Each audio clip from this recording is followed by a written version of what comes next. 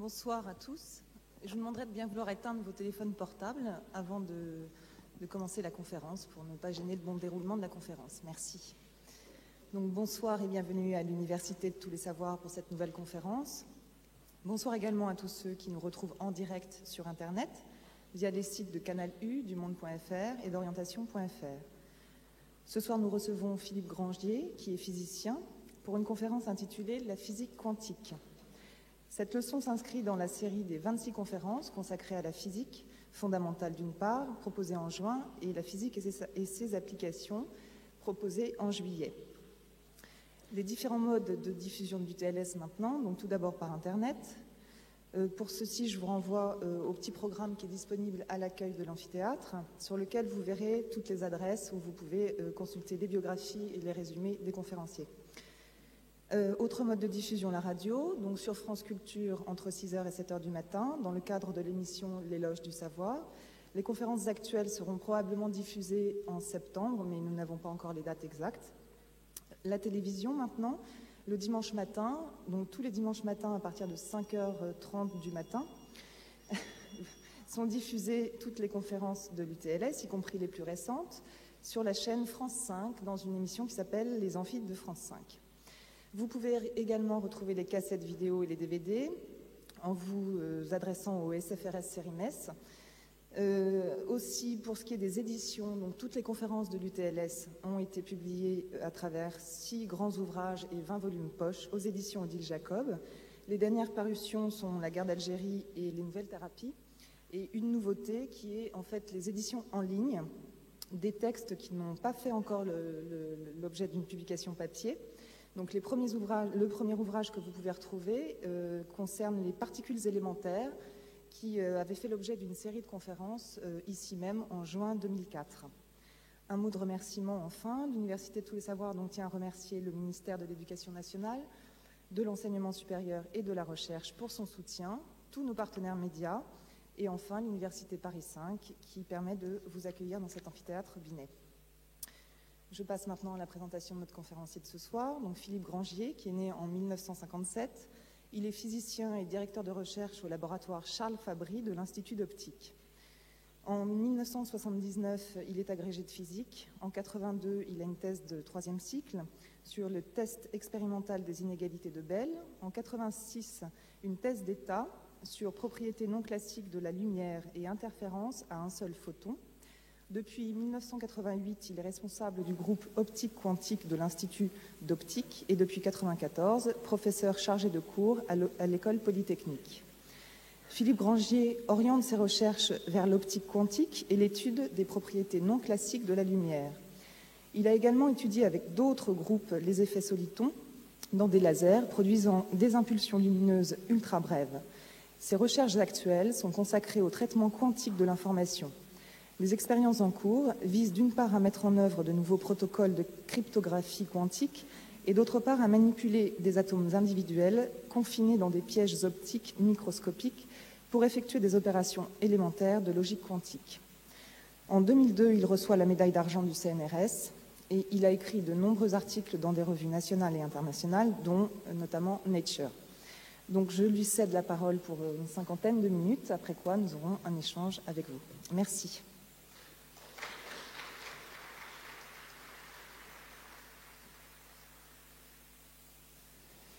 Donc, bonsoir à tous. Donc, le titre de l'exposé de ce soir est La physique quantique. Donc, vous savez sans doute tous que c'est un sujet extrêmement vaste. Je n'aurai pas la prétention ce soir de tout vous dire sur la physique quantique.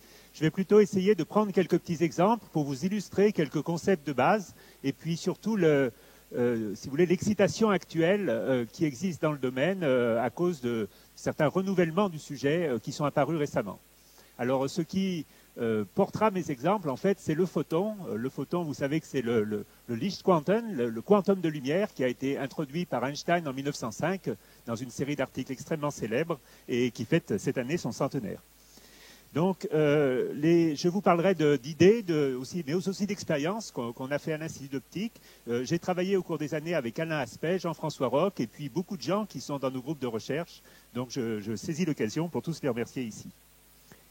Donc, qu'est-ce que la physique quantique? Alors, en général, si vous voulez, la physique quantique dérive de ce qu'on appelle la mécanique quantique, qui est une théorie qui est apparue extrêmement vite, entre 1925 et 1927, après une lente période de maturation. Donc, les premières idées sont dues à Planck en 1900, je reviendrai là-dessus tout à l'heure.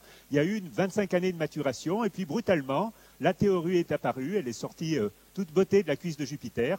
Et on l'utilise encore aujourd'hui pratiquement comme elle a été faite. Et on apprend aux étudiants des méthodes de calcul qui ont été inventées par Dirac à la fin des années 20. Donc la mécanique quantique, c'est quelque chose de grandiose. Je pense que c'est un candidat valable au titre de plus grande aventure intellectuelle du XXe siècle, c'est-à-dire plus grande que la relativité, que le marxisme ou que la psychanalyse, vraiment la plus grande. C'est une révolution à la fois scientifique et conceptuelle, qui est à la base de toute notre compréhension physique du monde qui nous entoure. Ne serait-ce que la stabilité de la matière est incompréhensible en physique classique. Un électron tourne autour d'un noyau, donc il rayonne, donc il émet de l'énergie, donc il doit perdre de l'énergie, donc il doit tomber sur le noyau. Donc en physique classique, la matière devrait disparaître, s'annihiler. C'est stupide, mais c'est comme ça. Et on a besoin de la mécanique quantique pour expliquer ne serait-ce que l'existence de la matière. Le fait que la matière puisse être stable est un effet intrinsèquement quantique, qui est en fait extrêmement relié à ce qu'on appelle les inégalités de Heisenberg. Alors bien sûr, on comprend non seulement qu'elle est stable, mais on comprend comment elle est faite. La mécanique quantique a été inventée pour expliquer les raies de l'hydrogène, les raies des atomes. Ça fonctionne très bien. Ça a aussi expliqué la lumière, les photons, je vais beaucoup revenir là-dessus, la quantification de la lumière, l'interaction matière-rayonnement. Et puis, ça a donc rencontré, depuis la fin des années 20, un nombre gigantesque de succès. Le formalisme est cohérent, les équations sont parfaitement maîtrisées, on sait très bien calculer, on sait calculer des chiffres avec 12 chiffres significatifs, en accord avec l'expérience. Il y a d'innombrables applications. Le transistor, que vous connaissez tous, donc, qui est la base de la microélectronique, de l'informatique, qui a complètement révolutionné notre vie au cours des dernières années. Le laser, qui est à la base des télécommunications, d'Internet, des communications rapides à longue distance, qui a des rôles essentiels en médecine, en biologie. Tout ça sont des objets inconcevables, qui auraient été inconcevables si on n'avait pas eu la mécanique quantique. Donc, bon, tout ça est très bien, mais il y a un petit mais. La mécanique quantique conserve un caractère mystérieux. Elle est un peu bizarre, et c'est rien de le dire. C'est une théorie qui est intrinsèquement non déterministe, c'est-à-dire que même si on sait tout au départ, il y a des choses qu'on ne peut pas prédire par définition. Il y a une incertitude, un indéterminisme intrinsèque qui est construit dans la théorie et qui en fait joue un rôle très important. Je reviendrai beaucoup dessus dans la suite. Il y a aussi une espèce de non-localité, c'est-à-dire que lorsqu'on est à l'échelle quantique, les distances ne veulent plus vraiment dire la même chose et plusieurs objets séparés spatialement forment en fait un seul objet quantique et réagissent globalement. Donc Einstein, par exemple, n'a jamais admis cette idée et c'est un problème conceptuel important qui est sous-jacent et en fait inhérent à la théorie quantique. Il y a aussi on peut dire, pas de correspondance simple entre les objets quantiques et le monde macroscopique, c'est-à-dire que si on s'imagine dans le monde quantique, les choses sont réellement bizarres. Alors, je reviendrai là-dessus dans la suite. Les portes sont à la fois ouvertes et fermées, les objets sont à plusieurs endroits à la fois, et de toute manière, leur comportement, qui est parfaitement bien décrit par les équations qu'on connaît, est en contradiction flagrante avec l'intuition macroscopique.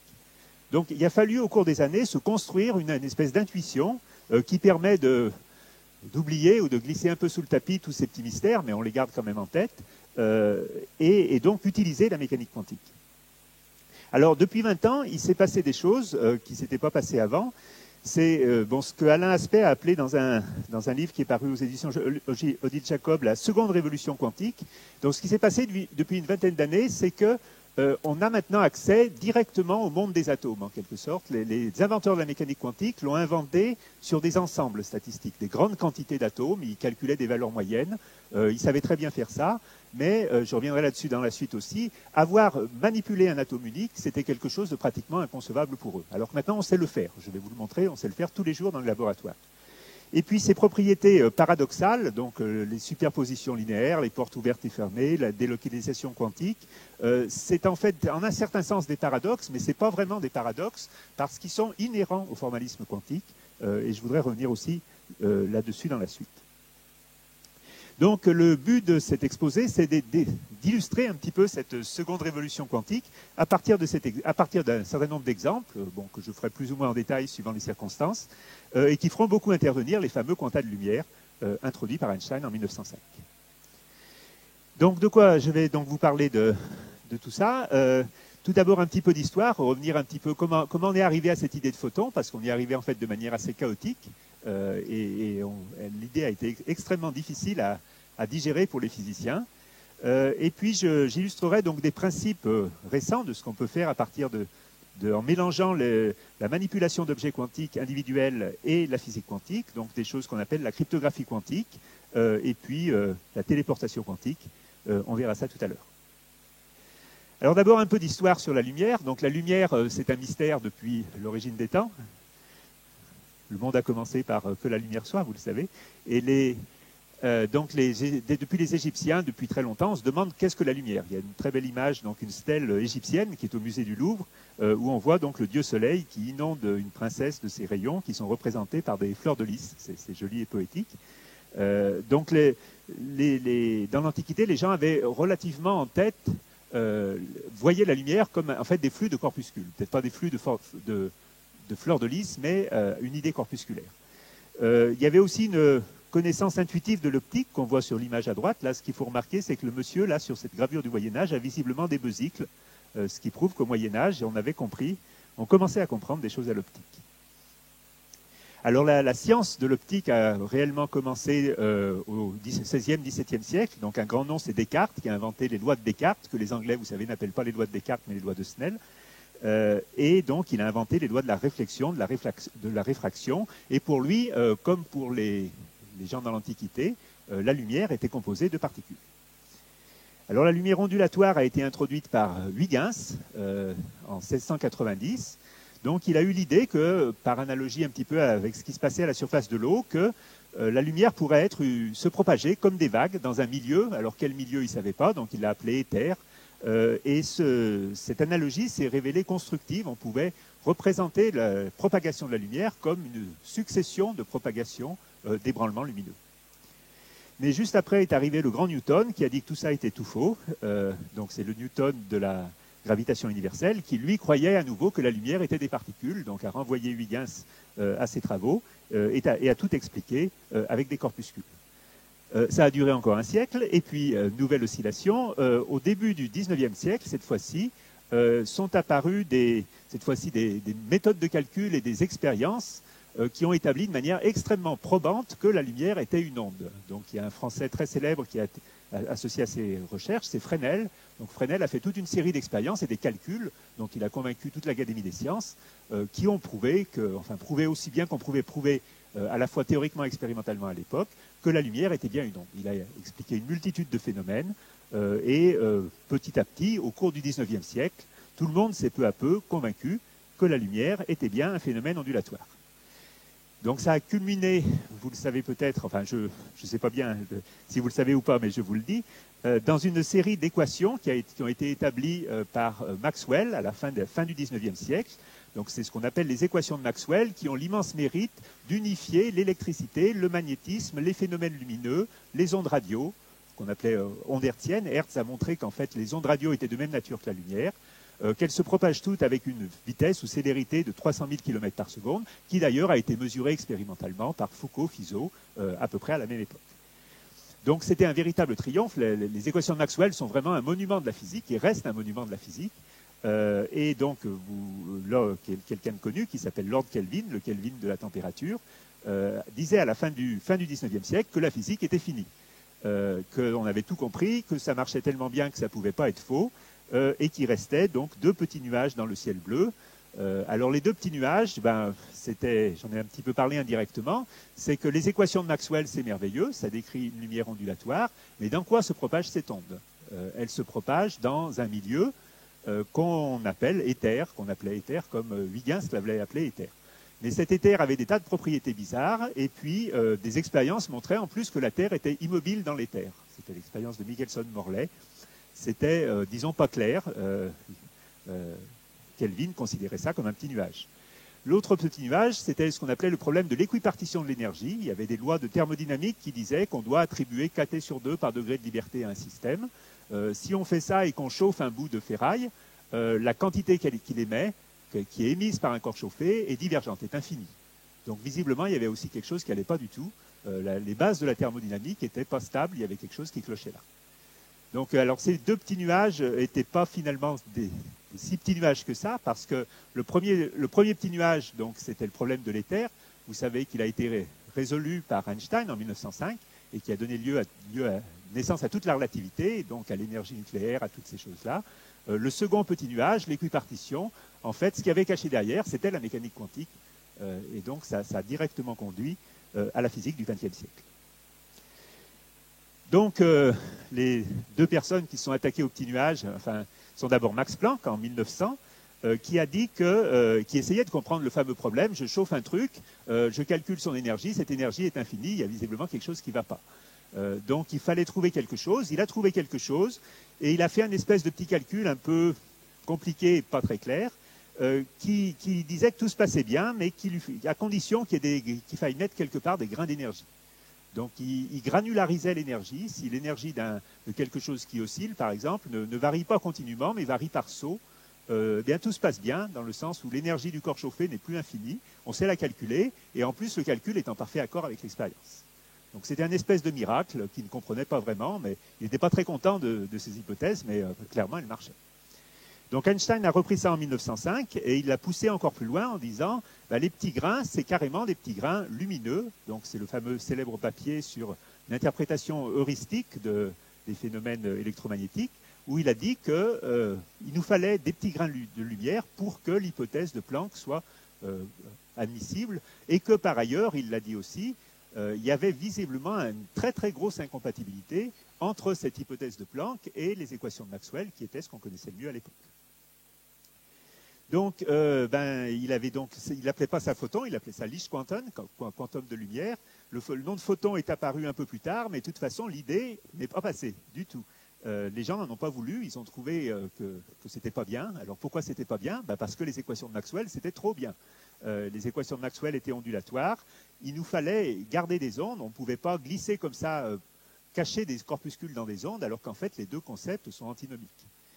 Donc, il y a eu une série d'expériences, donc des expériences de Millikan en particulier. Donc, Millikan n'y croyait pas du tout, il voulait montrer qu'Einstein s'était trompé. Il y a passé 10 ans et il a conclu qu'il avait raison. Alors, il a eu le prix Nobel pour ça, mais ça l'a traumatisé à vie. Alors, comment donc le gros problème, donc finalement, l'évidence expérimentale a imposé l'idée de photon, mais les gens n'étaient toujours pas convaincus. Il y avait visiblement quelque chose de bancal dans cette affaire.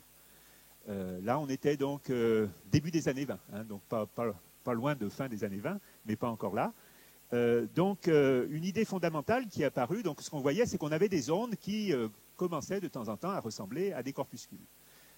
Donc, en 1925, est arrivé De Broglie qui a juste retourné la chaussette et qui a dit, eh bien, prenons des corpuscules, est-ce qu'on ne peut pas les faire ressembler à des ondes ?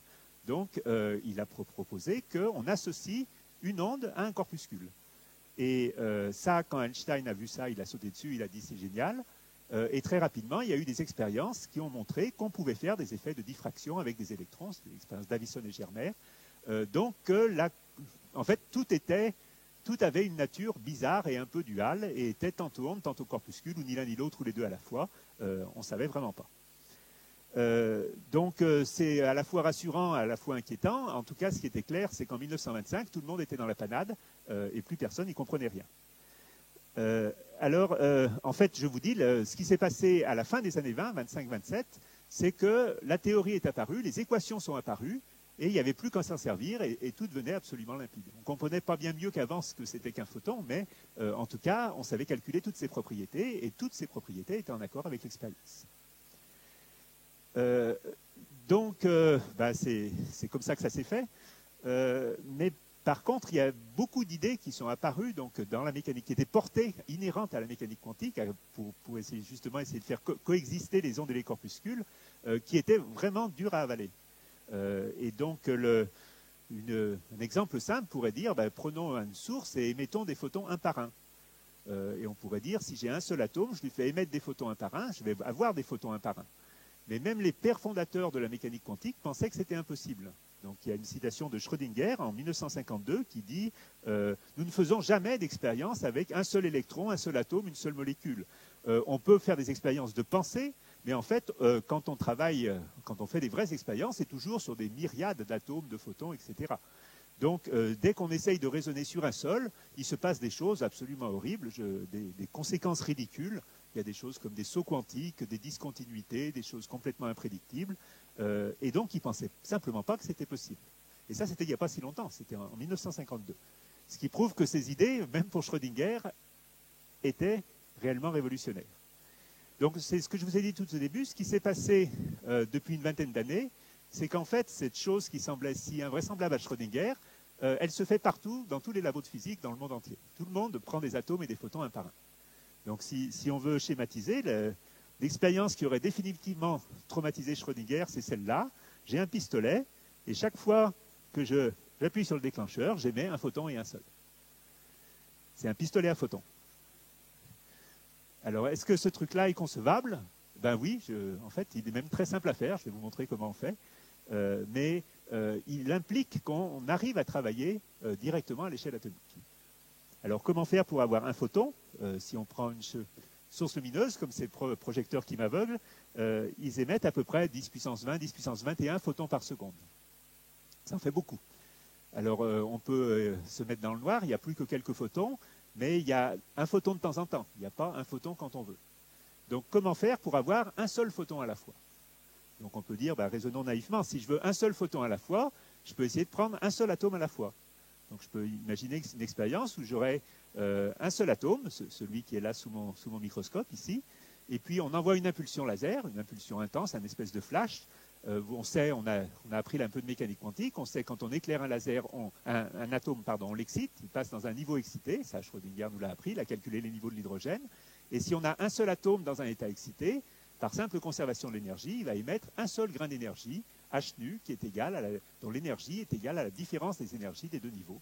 Donc h nu égale E2 moins E1. On apprend ça dans les cours de mécanique quantique. Évidemment, vous allez me dire, il triche un peu. Au lieu d'avoir 10 puissance 20 photons, il a 10 puissance 23 atomes. C'est pas beaucoup plus facile d'avoir un seul atome qui émette un seul photon. La difficulté, c'est comment vais-je m'y prendre pour avoir un seul atome sur mon microscope. Alors, il y a une myriade de façons de faire ça. Il y en a une que j'aime bien, qui consiste à dire que la nature est gentille. Elle nous a donné le diamant. Alors, le diamant, c'est pas seulement le meilleur ami de nos épouses, c'est aussi un système physique très intéressant. Donc, dans le diamant, il y a essentiellement du carbone. Vous savez que le diamant, c'est des atomes de carbone qui sont rangés régulièrement. Quand on a un cristal de diamant, on n'a pratiquement que du carbone. Mais dans le diamant, il existe des défauts. Et il y a un défaut particulièrement amusant qui s'appelle le centre NV. Donc N, c'est pour nitrogène, azote, et V, c'est vacancy, lacune. Donc en fait, c'est un atome d'azote et une lacune, c'est-à-dire un défaut d'atome, qui sont isolés dans le diamant. Et ce qui est intéressant, c'est que ces lacunes sont très rares. Elles sont isolées spatialement, et quand on regarde un petit bout de diamant, par exemple, qui fait ici 1/10 de millimètre d'épaisseur, 1 millimètre de long, c'est un tout petit morceau de diamant, donc nos femmes n'en voudraient pas, mais et qu'on l'éclaire, eh bien, il est possible d'avoir dans ce diamant des centres qui soient suffisamment séparés pour qu'on puisse les éclairer un par un. On peut aussi se débrouiller pour avoir ces centres fluorescents dans des petits grains de diamant, ce qu'on appelle des nanocristaux, qui sont plus simples à manipuler, très petits, et moyennant une petite cuisine que savent faire les physico-chimistes, on peut faire en sorte que dans le petit grain qui est tout petit, mais qui contient quand même toujours des myriades d'atomes de carbone, il y ait un seul de ces atomes d'azote. Donc on fait à ce moment-là une expérience de ce type-là. Je prends mon petit bout de diamant, que je mets ici sous le microscope, un laser, ça peut être des impulsions laser, et chacune des impulsions va exciter mon atome. Et puis l'atome, une fois excité, si j'y crois bien à la théorie quantique, émet un seul photon à la fois. Donc s'il émet un photon, le photon il sort. Alors, ah oui, je ne l'ai pas montré ici. Ces centres NV absorbent de la lumière dans cette zone-là de longueur d'onde, c'est-à-dire essentiellement, ils absorbent de la lumière bleu-vert et ils émettent de la lumière rouge. Donc si j'ai un laser bleu-vert, il va être bien absorbé. Je peux me débarrasser de mon laser parce qu'on sait trier la lumière spectralement. Et la lumière rouge qui va sortir va être composée d'impulsions qui contiennent un seul photon. Donc allons-y, on envoie des impulsions de lumière verte. On a ici ce qu'on appelle un miroir dichroïque, c'est un miroir qui laisse passer le rouge et qui arrête le vert. Là, on se débarrasse complètement du vert. Et ici, normalement, on doit avoir, pour chaque impulsion qu'on envoie ici, un photon rouge et un seul qui arrive, clic, clic, clic. Alors, on n'aura peut-être pas un photon pour chaque impulsion, parce que le photon qui est émis ici peut partir dans d'autres directions, mais ce qui est sûr, c'est que dans une impulsion, on aura un photon et un seul. Alors ça, le fait qu'on ait un photon et un seul est garanti par le fait que l'émetteur est unique. Alors, c'est facile à voir, disons qu'en en travaillant un petit peu, on arrive à voir donc ces centres émetteurs. Là, ce qu'on voit, je ne l'ai pas bien montré ici, donc on a un laser qui est focalisé, donc ça fait un petit point lumineux sur le diamant, et on peut déplacer ce point lumineux, c'est-à-dire balayer la surface du petit bout de diamant pour essayer de trouver les endroits où il y a un atome émetteur. Donc si on balaye, ici vous voyez une petite zone qui fait 5 microns par 5 microns, on voit un gros point brillant, là, qui a l'air énorme ici, mais c'est simplement un seul atome qui émet des photons. Et si vous me croyez, il les émet bien un par un. Alors là, c'est une coupe pour voir que, ça revient simplement à montrer que si on coupe suivant ce trait, il y a beaucoup de lumière qui est émise à l'endroit où il y a l'atome d'azote. Ici, il y a un tout petit peu de lumière qui est émise. Ici, ce fond bleu, ici, c'est la lumière qui est émise par les myriades d'atomes de carbone qui sont autour. Mais le miracle est que ces myriades d'atomes de carbone n'émettent pratiquement rien. Toute la lumière qu'on voit est émise par ce centre NV. C'est le petit bateau sur la mer, si vous voyez. Si vous voulez, on voit de très loin un point brillant. On ne sait pas bien ce qu'on voit, mais on se doute bien que, vu la structure physique de l'échantillon qu'on utilise, c'est un seul atome qui émet des photons un par un. Alors le point un petit peu plus technique et délicat, c'est comment on le prouve. C'est-à-dire, jusque-là vous pouvez me croire, j'ai un seul atome, j'envoie mes impulsions, j'ai mes photons qui sortent un par un. Comment je suis sûr que les photons sortent vraiment un par un? Alors je vais essayer de l'expliquer, c'est un petit peu plus délicat, mais allons-y. Donc, on va imaginer qu'on a un train d'impulsions, c'est-à-dire des impulsions lumineuses qui arrivent une par une, et je voudrais savoir si dans chacune de ces impulsions, il y a un ou plusieurs photons. Donc, là, ces petites impulsions sont dessinées ici. Donc, ce qu'on va faire pour savoir si elles contiennent un ou plusieurs photons, c'est qu'on va les couper en deux sur un miroir semi-réfléchissant, c'est-à-dire une partie de la lumière va être transmise et une partie de la lumière va être réfléchie. Alors maintenant, et puis là, on a ce qu'on appelle des détecteurs de photons, c'est des photodiodes avalanches qui font des clics quand un photon arrive. Donc on peut avoir un clic ici ou un clic là. Alors imaginons maintenant qu'il y a un seul photon dans l'impulsion. Clairement, je ne vais pas pouvoir avoir de double clic. Je ne peux pas avoir deux clics dans la même impulsion s'il n'y a qu'un photon dans l'impulsion, c'est-à-dire mon photon ne se coupe pas en deux, il va aller d'un côté ou de l'autre et faire un clic ici ou là. Par contre, si l'impulsion contient plusieurs photons, je peux avoir deux clics. Donc pour voir ce qui se passe, ça c'est une impulsion, disons, ordinaire, c'est des impulsions laser qui contiennent 0 ou 1 ou 2 ou plus de photons. Et ce qu'on voit, c'est des pics. Donc ces pics, ça correspond à quoi? Donc ces pics sont tous des doubles pics, c'est un coup ici et un coup là. Donc quand il y a 0 ici, ça veut dire un coup en 1 et un coup en 2 ensemble, avec un délai nul. Donc là, c'est deux photons dans la même impulsion. Et puis là, j'ai un autre pic. Ça, c'est un photon qui est arrivé ici à un instant t, et puis un autre photon qui est arrivé là 100 nanosecondes plus tard. Donc on voit en fait qu'il y a des pics partout. Autrement dit, mes deux photons, je peux avoir deux photons dans la même impulsion ou deux photons dans deux impulsions séparées. Ça a exactement la même probabilité. Donc ça veut dire que mes impulsions, ce qui sont des impulsions donc ordinaires, je n'ai pas utilisé mon petit centre, peuvent contenir deux photons. Donc si je remplace maintenant ces impulsions laser par des impulsions qui sortent de mon atome, on voit la différence qu'on a envie de voir, c'est-à-dire que à t égale 0, il n'y a plus de pic, c'est-à-dire qu'il est impossible de compter deux photons dans une seule impulsion si l'impulsion n'en contient qu'un. Donc l'effet spectaculaire qu'on observe, c'est que le pic central ici disparaît, ce qui est une preuve expérimentale directe que les photons arrivent bien un par un. On peut d'ailleurs aussi montrer mathématiquement que si on prend juste les équations de Maxwell avec les ondes, cet effet est complètement impossible. Il est même absurde parce que l'onde, elle se partage, et comme elle se partage, il y a forcément des doubles clics.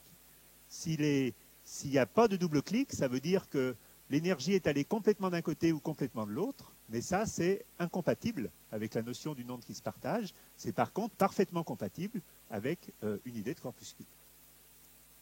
Donc là, c'est une expérience simple. Il n'y a pas beaucoup de travail c'est pas un accélérateur, c'est quelque chose qui tient sur une table, et donc qui a quelque chose de paradoxal dans le sens où ça montre vraiment que le photon, que le grain de lumière se comporte comme un corpuscule. Il choisit son chemin et il ne se partage pas en deux sur la lame séparatrice. Alors, néanmoins, c'est quantique. Alors, on peut dire, OK, ben, j'ai prouvé que j'ai qu'un photon, mais la mécanique quantique me dit...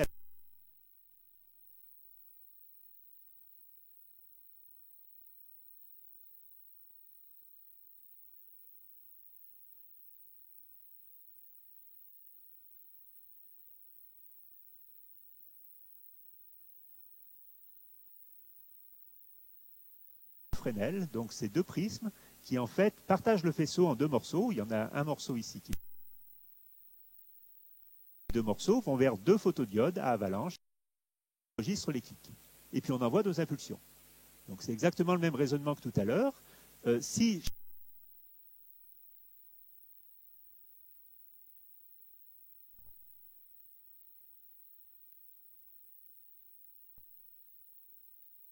un photon dans l'impulsion suivante, et on voit des pics. Alors si tout se passe bien, vous le voyez même en temps réel. Donc là, c'est des vrais photons qui arrivent vraiment un par un. Donc, vous voyez, au cours du temps, on compte, et puis on a beau compter, il n'y a jamais rien qui n'apparaît au milieu ici, ce qui prouve que c'est un espèce d'aiguillage. Un photon arrive, il va à droite, à gauche, à droite, à gauche, à gauche, à droite, mais il ne fait pas de double clic parce qu'il ne peut pas se partager.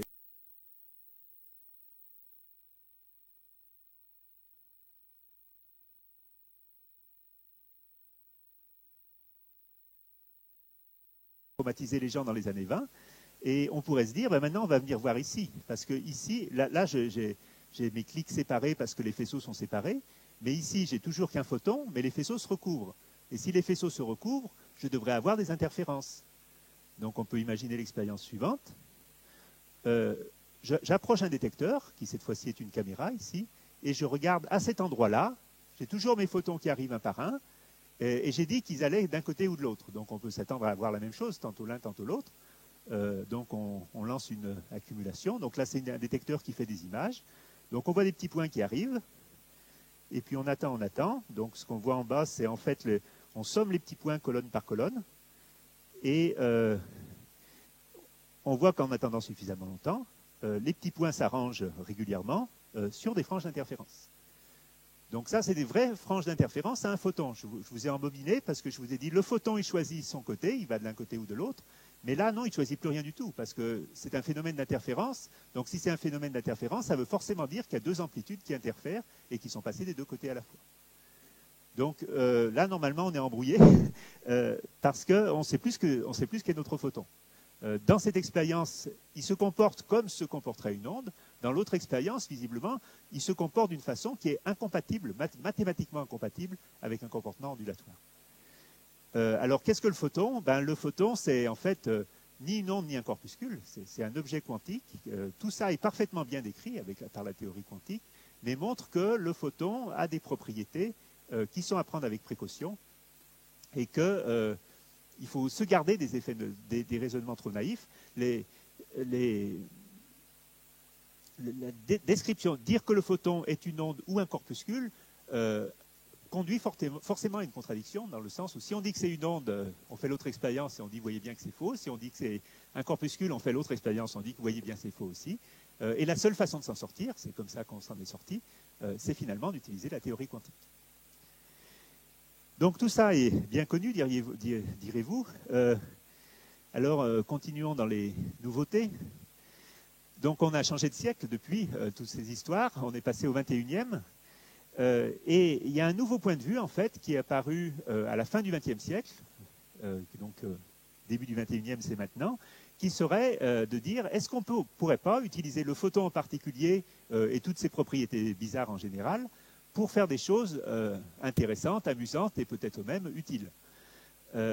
Donc, une chose qu'on pourrait tenter de faire en particulier, c'est de transmettre et de traiter l'information. La lumière est un vecteur d'information. Les télécommunications optiques transmettent de l'information codée sur des impulsions lumineuses. Est-ce que si les impulsions lumineuses sont quantiques, on ne pourrait pas faire des choses? Donc cette idée-là, c'est ce qu'on appelle l'information quantique. Et c'est un sujet qui est d'actualité, dans le sens où il y a énormément de travaux, d'expériences. Et puis, comme je vais vous le montrer, c'est vraiment une illustration directe des propriétés paradoxales du photon. Donc il y a deux grandes applications qui sont très très étudiées en ce moment. C'est ce qu'on appelle la cryptographie quantique. Donc c'est utiliser ces propriétés bizarres du photon pour échanger des messages secrets. Bon, c'est utile les messages secrets, vous savez, Internet, il y a des tas d'histoires de protection des données qu'on échange sur Internet. Donc est-ce qu'il n'y aurait pas moyen d'utiliser les lois de la physique pour garantir l'inviolabilité d'un secret? Une autre idée, ce serait carrément d'utiliser ces petits trucs, les petits photons, les petits atomes, directement en tant qu'objet quantique et d'essayer de leur faire traiter l'information. C'est-à-dire de faire un ordinateur quantique qui fonctionnerait avec des atomes individuels. Alors il y a une petite révolution conceptuelle en 1994, quand un nommé Shor donc a montré que cet ordinateur quantique, si on savait le fabriquer, pourrait résoudre certains problèmes exponentiellement plus vite. Exponentiellement, ça veut dire que 3 millions d'années, ça devient une semaine. Donc c'est un effet très spectaculaire, mais bien sûr qui suppose qu'on est capable de construire cet ordinateur quantique. Je vous en dirai un petit mot tout à l'heure, vous verrez que c'est loin d'être évident, mais conceptuellement, ça veut dire qu'il y a des espèces de ressources cachées dans ce formalisme quantique que je voudrais essayer de vous expliquer plus en détail maintenant. Alors d'abord un petit peu de cryptographie. Alors cryptographie, un petit folklore. Donc il y a deux personnes, Alice et Bob, qui veulent échanger un message. Et on peut se poser la question, bon, on peut dire des tas de choses sur la cryptographie, je vais un petit peu raccourcir. On peut se poser la question un petit peu académique en quelque sorte, existe-t-il un code secret parfaitement sûr, rigoureusement inviolable, dont on puisse démontrer que quoi que fasse l'espion, il ne saura jamais rien? Alors ce code existe, il est classique même, mais évidemment il repose sur certaines hypothèses. Donc il a été proposé par Gilbert Vernam, il y a longtemps déjà, et il repose sur l'idée d'un canal secret, c'est-à-dire qu'Alice et Bob, avant de communiquer, ont échangé ce qu'on appelle une clé secrète. Donc une clé secrète, ce n'est pas un message, c'est juste une suite de bits aléatoires qui ne veulent absolument rien dire, mais qui ont le mérite essentiel d'être connus uniquement d'Alice et de Bob. Donc s'ils disposent de cette clé, à ce moment-là, ils peuvent échanger des messages de façon parfaitement confidentielle. Donc la façon la plus simple de faire, ça c'est le message, ça c'est la clé. Donc vous faites une addition modulo 2, ou bien une addition bit à bit, ou un ou exclusif, tout ça c'est la même chose, qui code le message avec la clé. Donc ça, c'est le message codé, crypté. Donc ce message crypté peut être envoyé publiquement, par téléphone, par Internet, tout ce qu'on veut. Bob le reçoit et il doit le décrypter. Et s'il a la clé, vous refaites un ou exclusif ou une addition bit à bit ou une addition modulo 2, et vous voyez que vous reconstituez, que le message reçu ici reconstitue le message envoyé par Alice là-haut. Donc Claude Shannon, qui est le père de la théorie de l'information, a montré à la fin des années 40 que c'est parfaitement sûr. C'est rigoureusement inviolable, moyennant certaines hypothèses. La clé doit être complètement aléatoire, c'est-à-dire vraiment aléatoire, il n'y a pas de structure interne. Elle doit être aussi longue que le message, pour pouvoir faire une addition. Alors ça, vous voyez, là mon message il fait 6 bits, là j'ai 6 bits aussi. Donc je consomme une clé aussi longue que le message. Donc c'est une grosse contrainte. Elle doit être utilisée une seule fois. Si vous l'utilisez plusieurs fois, en fait, en utilisant deux messages codés avec la même clé, on peut arriver à les décrypter. C'est facile à deviner. Alors, c'est bien, sauf que s'il y a un espion, un méchant qui veut attaquer ce type de communication, bien sûr, il s'attaque au canal secret, il faut échanger la clé. Comment on l'échange? En la transportant dans une valise, en la gravant sur un CD. Ça, c'est potentiellement vulnérable. On peut acheter l'espion, le séduire, le pervertir, le corrompre. Et donc, on aimerait que ce canal secret soit vraiment secret. Donc, c'est ça l'enjeu. Est-ce qu'il serait possible de remplacer le canal secret de ce code de Vernam par un canal quantique dont la sécurité soit garantie par la mécanique quantique? Donc, on utiliserait à ce moment-là le théorème de Vernam, dont on sait qu'il est vrai parce que c'est un théorème mathématique. Et donc, on fabrique avec le canal quantique une clé aléatoire aussi longue que le message utilisée qu'une seule fois, et on utilise la physique pour être sûr que Eve n'a pas pu intercepter cette clé. Donc c'est ça qu'on appelle la cryptographie quantique. C'est à la fois un enjeu intellectuel, et puis on verra tout à l'heure, ça tend à devenir un enjeu pratique. Et puis là, Eve, elle peut beau avoir les technologies les plus perverses qu'on puisse imaginer, elle ne pourra pas accéder au message. Alors, comment est-ce qu'on va faire? Bien sûr, on va utiliser des photons. Je vous en ai suffisamment parlé. Donc, il va falloir coder de l'information sur des photons. Alors, comment coder de l'information sur des photons? Un photon est caractérisé par sa direction de propagation, le sens dans lequel il va, sa fréquence ou longueur d'onde du rayonnement associé. Et puis, quelque chose de très utile, c'est sa polarisation. Donc, il vibre, en fait, Fresnel a déjà montré ça, la lumière, c'est une vibration transverse, c'est-à-dire si elle se propage par là, elle vibre perpendiculairement à la direction de propagation. Mais elle vibre dans n'importe quelle direction qui est dans un plan perpendiculaire à la direction de propagation. Donc là, j'ai fait un petit dessin, j'ai mon photon qui va par là, je peux décider que j'ai un 1 si la polarisation du photon, donc la direction de vibration perpendiculaire à la direction de propagation est verticale, et puis j'ai un 0 si c'est horizontal. Donc on dispose facilement dans les laboratoires de petites choses qu'on appelle des polariseurs qui ont la vertu de séparer les photons en fonction de leur polarisation. Donc le photon polarisé vertical va être toujours réfléchi, le photon polarisé horizontal va être toujours transmis. Donc si je code un 0 ici et que j'ai un clic de ce côté-ci, j'en déduirai que c'est un 0 qui a été envoyé. Si j'ai un clic là, j'en déduirai que c'est un 1 qui a été envoyé. Donc c'est un résultat, c'est un peu compliqué, mais enfin c'est une façon parfaitement déterministe d'envoyer des 1 et des 0, c'est-à-dire d'envoyer des bits entre Alice et Bob. Alors la magie quantique, elle intervient si on fait ça, c'est-à-dire ce qu'on peut faire, c'est, là vous voyez que j'ai choisi deux directions perpendiculaires pour qu'elles soient incompatibles, exclusives, c'est soit comme ça, c'est ou l'un ou l'autre, c'est parfaitement déterministe, mais plutôt que prendre ces deux-là, je pourrais prendre ces deux-là. Elles sont aussi incompatibles et déterministes. Donc je pourrais décider que ça c'est 1 et la direction perpendiculaire bleue ici, c'est 0. Ou l'inverse. Ça c'est 1 et ça c'est 0. Et puis je l'envoie toujours sur mon polariseur. Alors là, que dit la mécanique quantique? Elle dit qu'on ne peut plus rien dire.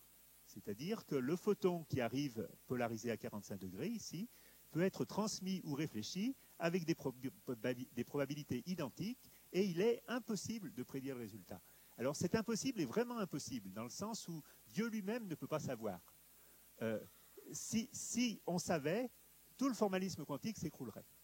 C'est quelque chose qui est relié au principe de Heisenberg, si vous voulez, qui fait que si on connaît quelque chose, on ne peut pas connaître autre chose. Et donc, dans cette expérience-là, la physique interdit qu'on puisse prédire le résultat à mieux qu'il est complètement aléatoire. Il ne peut pas y avoir des variables, ce qu'on appelle des variables cachées, qui expliqueraient en dessous qu'est-ce qui se passe, sont impossibles, interdites, incompatibles avec ce que dit la mécanique quantique. Alors bien sûr, on peut quand même récupérer l'information, il suffit de tourner le polariseur. Si j'aligne le polariseur avec les directions que j'ai choisies pour mon photon, là ça marche parfaitement. Je récupère mon 0 et mon 1 avec à nouveau une probabilité 1. Et donc le point fondamental, c'est que si on code l'information comme ça, il faut absolument la lire comme ça. Si on la code comme ça, il faut la lire comme ça. Si on la lit comme on l'a codé, tout baigne. Si on la lit dans l'autre direction, on a simplement n'importe quoi. Et ce n'importe quoi n'a pas d'issue, dans le sens où il est intrinsèquement impossible de savoir plus de choses que ce que je dis. Si on connaît la polarisation du photon dans une base, on ne peut pas du tout la connaître dans l'autre. Donc c'est à partir de ça qu'on fait de la crypto quantique. Donc ça marche comme ça, j'essaie d'expliquer. Donc j'ai une Alice et un Bob. Alice va envoyer des photons polarisés et donc elle choisit ce que j'appelle une base, c'est-à-dire soit deux directions horizontales verticales, soit deux directions 45, 135. Elle peut décider que verticale c'est 1, elle envoie à Bob, Bob il analyse comme ça et il récupère le 1, c'est parfait. Là elle a envoyé un 1 comme ça, Bob il a utilisé la mauvaise base, il ne sait pas à l'avance hein, puisqu'il reçoit le photon simplement, donc il choisit une base au hasard, il essaye, et puis là il s'est trompé, pas de chance évidemment, son résultat est aléatoire, il a obtenu un 0. Là ça marche à nouveau, Alice avait utilisé cette base, Bob aussi, il a bien récupéré un 0, etc. Donc on voit que c'est une façon un peu pénible de s'envoyer des bits transportés par des photons polarisés. On voit aussi que dans la moitié des cas, Bob a tort, enfin il obtient un résultat qui n'a aucun sens. Donc ce qu'il peut faire pour se débarrasser des situations où il a mal choisi, lorsqu'il a reçu les photons, c'est ça qui est fondamental, lorsqu'ils sont arrivés, qu'ils sont enregistrés dans sa machine, il téléphone à Alice et lui dit, ici j'ai utilisé la base bleue, ici j'ai utilisé la base bleue, ici la rouge. Et Alice lui répond, oui ou non, c'était la bonne, c'était pas la bonne. Donc ici par exemple, elle dit c'était pas la bonne, donc Bob élimine ce photon. Ici, Alice répond, oui c'était la bonne, il garde le photon, et bien sûr dans ce cas-là, son photon c'est le même que celui qu'avait envoyé Alice. Ce qu'il faut remarquer, c'est que donc c'est un processus aléatoire, mais ils font un tri a posteriori qui permet donc de construire un ensemble de bits échangés qui sont, a priori, si tout s'est bien passé, parfaitement identiques pour Alice et Bob. Donc c'est une façon de plus en plus laborieuse d'échanger des bits, mais l'intérêt de la chose, c'est d'examiner ce qui se passe si on a un espion sur la ligne. Donc si on a un espion sur la ligne, il va essayer de voir ce qui se passe sans arrêter le photon. Donc par exemple, il peut mettre ici un polariseur comme ça, récupérer un 1, et puis pour tromper Bob, il va renvoyer ce photon polarisé ici, à 45 degrés, à Bob. Mais Bob utilise cette base. Et il va trouver un 0 qui est évidemment différent de ce qu'a envoyé ici, puisque ce n'est pas la même base. Mais ils vont se débarrasser de ce photon, donc finalement tout ça n'aura servi à rien. Donc cas suivant, Alice envoie un photon comme ça, l'espion essaye comme ça, il fait un photon polarisé horizontalement, il le renvoie à Bob, c'est à nouveau pas la bonne base, et ça finit dans cette direction-là. Mais alors là, il s'est passé quelque chose, parce que Bob avait envoyé un 0, Alice avait envoyé un 0, Bob a utilisé la bonne base, et néanmoins, le photon n'est pas le bon. Donc, qu'est-ce qui s'est passé? Il s'est passé que l'espion, ici, a créé une erreur. Alors, on peut après examiner les différents cas. Bon, je ne vais pas faire la liste complète, mais on se convainc facilement que, quoi que fasse l'espion, elle va forcément créer des erreurs. Donc, ces erreurs vont en fait permettre à Alice et Bob de détecter l'espion. Donc, généralement, là, tout le monde est perdu. Alors, j'anticipe des questions que vous pourriez poser. Première question que tout le monde pose. Attendez, ici, Bob révèle sa base. Bob révèle sa base. Donc, pourquoi est-ce que l'espion, il ne peut pas juste écouter cette révélation de base et puis en savoir autant que Bob à la fin? Alors, ça, c'est la première question fondamentale qu'il faut comprendre. C'est que si elle voulait savoir quelque chose, Ève doit faire quelque chose au moment où le photon passe. Et au moment où le photon passe, il est par définition pas arrivé chez Bob, donc Bob n'a pas annoncé sa base. Donc l'espion doit faire une mesure au moment où le photon passe, et là, elle ne sait rien. L'information de base arrive trop tard, elle arrive quand le photon n'est plus là. Et dans ce cas-là, l'espion est coincé. Il peut rien faire si je vous envoie un photon polarisé, il n'y a pas moyen que vous deviniez la polarisation parmi 4 que je vous ai envoyée. Et de plus, la mécanique quantique, on peut montrer en mécanique quantique que si Ève essaye de faire quelque chose, plus elle va apprendre de choses, plus elle va augmenter son information, plus elle va créer d'erreurs dans les photons transmis. Elle peut tout savoir, mais alors elle va créer énormément d'erreurs, ou elle peut ne pas créer d'erreurs, mais alors elle ne saura rien du tout. Donc ça, c'est la première question. Bob a un avantage sur Ève parce qu'il révèle sa base. Et qu'au moment où le photon passe, Ève n'a pas la base et donc ne peut rien faire d'intelligent.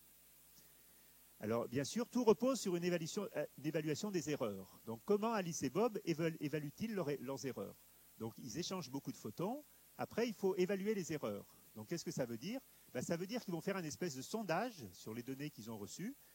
Et en faisant un sondage, ils vont en prendre 1 sur 10 ou 1 sur 100 ou 1 sur 1000. 1 sur 1000 suffit. Et puis, ils comparent. Si c'est pareil, c'est bon. Si c'est pas pareil, c'est une erreur. Et donc, ils font comme un sondage pour les élections. Ils arrivent à savoir si c'est oui ou si c'est non. Et il peut même évaluer le pourcentage. Donc, c'est ce taux d'erreur qui va en fait les renseigner sur la quantité d'informations qui est connue par Ève. Dernière question. Il y a toujours des erreurs, même s'il n'y a pas Ève. Parce que dès qu'on envoie des photons et qu'on fait de la physique réelle, même s'il n'y a pas d'Ève, il va quand même y avoir des mauvais photons. Donc, comment est-ce que Ève, Alice et Bob vont se débrouiller si leur clé a des erreurs et si elle est partiellement connue d'Ève? Donc là, il y a une astuce qui est aussi fondamentale, c'est qu'avant d'utiliser leur clé, Alice et Bob vont traiter leurs données. C'est-à-dire, ils vont faire des algorithmes classiques et parfaitement sûrs, mais que je ne vais pas détailler, qui font en sorte que la clé finale, celle qu'ils vont utiliser, est toujours sans erreur et parfaitement sûre. Alors, à quoi servent les erreurs d'Ève? Les erreurs d'Ève, elles font diminuer la taille de cette clé. S'il n'y a aucune erreur, tous les bits sont bons. Plus il y a d'erreurs, plus la clé est petite. Et puis finalement, quand il y a beaucoup d'erreurs, en fait, on montre que c'est plus que 11% d'erreurs, il n'y a plus de clé du tout. Donc, au bout d'un processus que je ne vais pas détailler, mais que je vous explique bien en détail, sur le plan des principes, eh bien, on a dans tous les cas une clé parfaitement sûre, une clé parfaitement sans erreur, et le fait d'avoir pu deviner ce que connaît Ève fait que la clé a une taille d'autant plus petite qu'il y a plus d'erreurs, qu'Ève en sait plus, ce qui n'est pas très surprenant, et si Ève en sait trop, il n'y a plus de clé du tout. Voilà. Donc, bon, c'est expliqué un petit peu vite, mais finalement, le résultat de ça, c'est que ça permet, sur le plan des principes, d'échanger des clés avec une sécurité qui est aussi grande que la confiance qu'on accorde à la mécanique quantique. Donc ça, c'est les principes. Après, il faut bien sûr le faire. Donc, comment essayer de faire marcher ça? Alors, en fait, depuis quelques années aussi, ça se fait même très bien. Vous pouvez l'acheter. C'est vendu par une compagnie genevoise qui s'appelle ID Quantique. Il y a eu beaucoup d'expériences. Par exemple, des collègues germano-allemands ont échangé des photons entre deux sommets qui sont séparés de... Donc c'est en Allemagne, c'est le Zugspitze, si vous connaissez. Donc sur une distance de 23 km, ils envoient des photons polarisés. Donc il y a ici une source de photons, on les polarise. Ça part sur un petit télescope, comme ceux que vous utilisez quand vous faites de l'astronomie amateur. Ça fait 20 km et ça arrive de l'autre côté. Et ici, on a des clics qui analysent une polarisation parmi quatre. Alors pourquoi faire ça entre deux montagnes? Parce que l'objectif à terme, c'est en fait de le faire vers un satellite. Donc la même équipe le refait actuellement sur le Canaries sur une distance d'une centaine de kilomètres, qui est à peu près ce qu'on aurait sur un satellite en orbite basse. Alors on l'a fait aussi, ça c'est une expérience qu'on a faite à Orsay, avec une source, c'est nos petits bouts de diamant là, qui émettent vraiment des photons un par un. Alors comme on a vraiment des photons un par un, on les code en polarisation. Et puis si vous regardez bien, ici c'est une fenêtre ouverte, donc on envoie les photons par la fenêtre. Voilà Alice et Bob. Et ça, donc échange des photons entre deux bâtiments. Alors un exemple de résultat, donc ce qui est échangé, c'est des bits avec des erreurs. On mesure donc un taux d'erreur, je vous l'ai expliqué. Ensuite, on corrige ces erreurs, c'est les algorithmes dont j'ai parlé aussi. Et puis finalement, on réduit la taille de la clé jusqu'à ce qu'elle soit suffisamment petite pour qu'elle soit complètement inconnue d'elle. Et puis à la fin, on a une clé parfaitement secrète. Donc ça se fait avec des algorithmes qu'on trouve sur le commerce et on trouve dans ce cas-là, on débite en quelque sorte 16 000 bits secrets par seconde. C'est pas beaucoup, mais c'est vraiment secret, garantie quantique. Alors, est-ce que ça va servir à quelque chose vraiment? Alors, je vous l'ai dit, il y a actuellement deux compagnies dans le monde qui en vendent. Il y a la compagnie ID Quantique à Genève. Il y a une compagnie aux États-Unis aussi qui s'appelle MagicQ. Et il y a beaucoup d'activités de recherche. Ça intéresse beaucoup les militaires aux États-Unis. Il y a des projets européens. Actuellement, le problème, si vous voulez, ces systèmes fonctionnent pratiquement sur le plan opérationnel. Ils ont des contraintes d'utilisation qui sont assez déroutantes par rapport à Internet habituel. Et il n'est pas encore vraiment clair qu'ils aient vraiment un avantage compétitif. Néanmoins, ça marche. Ça a surmonté beaucoup de difficultés qu'on croyait insurmontables au départ. Donc, ma foi, d'ici quelques années, on pense que d'ici, je mets 2008 ici, qui est la fin de ce projet européen, je pense qu'on pourra vraiment dire si la cryptographie quantique peut ou pas vraiment être utile à quelque chose dans le cadre des télécommunications du grand public, disons. Ou pas grand public, ça pourrait aussi intéresser uniquement quelques consommateurs avides de sécurité. Voilà, donc ça c'était un exemple de ce qu'on peut faire avec des photons. Ça, je vous l'ai dit, ça progresse régulièrement, il y a eu beaucoup de résultats. Des systèmes sont disponibles commercialement, on peut essayer de s'en servir. Et pour terminer, je voudrais dire quelques mots de ce qu'on appelle le calcul quantique, c'est-à-dire l'autre idée, ces objets quantiques pourraient calculer. Alors, c'est pas seulement être transmis et transmettre des messages secrets, mais c'est faire des calculs. Alors, je vais juste vous donner quelques idées simples en quelque sorte. Donc, tout ça, cette idée de calcul repose sur un concept qu'on appelle le bit quantique ou qubit. Alors, qu'est-ce que c'est qu'un qubit? Je vous en ai déjà, vous avez fait jusqu'à présent des qubits sans le savoir. Parce que qu'est-ce qu'un bit classique? C'est un système à deux états, donc on peut appeler 0 ou 1. Un bit quantique, c'est a priori la même chose, 0 ou 1 aussi, mais en mécanique quantique, si vous avez vu un peu ça, ça c'est les états, on peut faire ce qu'on appelle des combinaisons linéaires de ces états avec des coefficients complexes. Alors c'est mieux sur un exemple, prenons un photon polarisé, je vais appeler ça horizontal 0, ça 1. Qu'est-ce qu'une combinaison linéaire de 0 et de 1? C'est exactement ce dont je parlais tout à l'heure. Ça, c'est la combinaison linéaire 0 plus 1, et puis ça, c'est la combinaison linéaire 0 moins 1, en termes de superposition linéaire quantique. Donc un photon est un qubit, c'est même un excellent qubit. On peut aussi faire des photons partagés, faire des interférences. Tout ça, c'est le fait que le photon puisse être dans deux états différents et que ces deux états puissent interférer, c'est exactement la base de la physique du qubit. Alors c'est presque trop simple, mais bon, c'est ça. Alors évidemment, ça est utile pour transmettre des données, des bits par bit, mais pas pour faire des calculs. Le point important que je voudrais vous dire pour un peu terminer tout ça, c'est que Imaginons qu'on ait beaucoup de bits. Évidemment, si on veut faire un calcul, il faut beaucoup de bits. Donc on va avoir des bits, 1, 2, 3 jusqu'à n. On pourrait dire, chacun de ces bits, c'est un photon qui peut tourner comme ça. Donc je vais définir chacun de mes bits par un angle, qui est l'angle dont j'ai tourné. Donc j'ai n variables continues, donc ça fait un espèce d'ordinateur bizarre où chacun des bits peut prendre une valeur continue entre cette direction-ci et cette direction-là, l'angle en quelque sorte. Alors c'est tout faux, c'est pas ça du tout. Parce que c'est ça. Reprenons. On fait vraiment de la mécanique quantique maintenant. J'ai mon registre avec mes photons. Donc j'ai mes n photons. Ça, c'est un état de mes n photons. Donc c'est un mot 0001, 10, où il y a des photons qui sont polarisés dans les deux directions possibles. Qu'est-ce que c'est d'après la mécanique quantique l'état général de ce registre? C'est ça. Donc ça, c'est une superposition linéaire de tous les états du registre. Et ça veut dire que si j'écris cette superposition linéaire, maintenant que je n'ai plus seulement un photon, mais n photons, il me faut ici 2 puissance n coefficients. Donc, vous voyez que ici, ce mot-là, c'est un mot avec des 0 et des 1. Chacun de ces epsilon prend la valeur 0 ou 1. Donc, il y a 2 puissance n valeurs possibles. Maintenant, j'ai une superposition de 2 puissance n valeurs possibles. Donc, il me faut 2 puissance n coefficients pour décrire l'état de mon ordinateur. Alors ça, c'est complètement paradoxal. C'est bien pire que tout ce que vous pouvez imaginer. C'est ce qu'on appelle, on appelle ça parfois un espèce de chat de Schrödinger.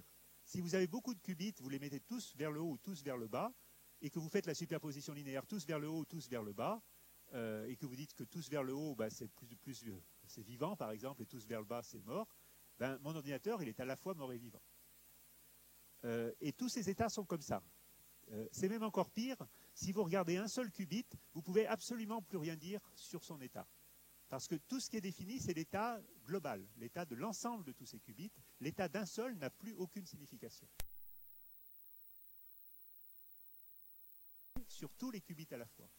Et on peut écrire dans l'ordinateur simultanément toutes les valeurs qu'il peut contenir. C'est très très paradoxal. Et tous ces états, là où l'information se délocalise, c'est ce qu'on appelle des états intriqués. Les qubits n'ont plus d'individualité. Alors,